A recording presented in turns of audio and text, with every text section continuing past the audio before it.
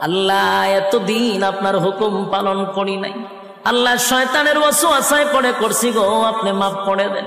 চোখের পানিগুলো ছেড়ে দিয়া যদি আল্লাহর দরবারে আপনি দরখাস্ত করেন, আমার আল্লাহ বলেন বান্দারে যৌবনকালে যদি একবার ডাক দেস, আমি ৭০ বার বান্দা তোর ডাকে জবাব দিই।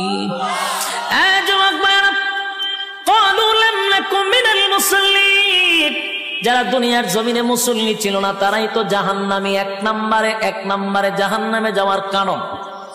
আল্লাহর নবী বলেন উম্মতেরানি, হাশরের মাঠে যদি হিসাব হয়, আউয়ালু মা ইউহাসাবু বিহিল আবদু ইয়াউমাল কিয়ামাতিস সালাহ, কিয়ামতের ময়দানে সর্বপ্রথম হিসাবটা হবে নামাজে।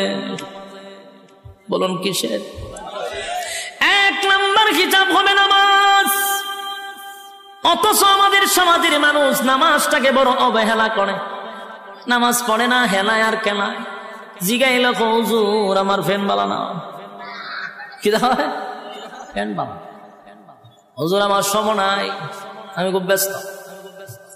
আল্লাহ বলবে বান্দারে সময়ের মালিক তো আমি, রাইতে দিনে ২৪ ঘন্টা সময় তো আমি দিছি, আমার দেওয়া সময় কেন আমারে দিলি না?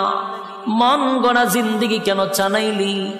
আমার দেওয়া সময় কেন আমারে দিলি না?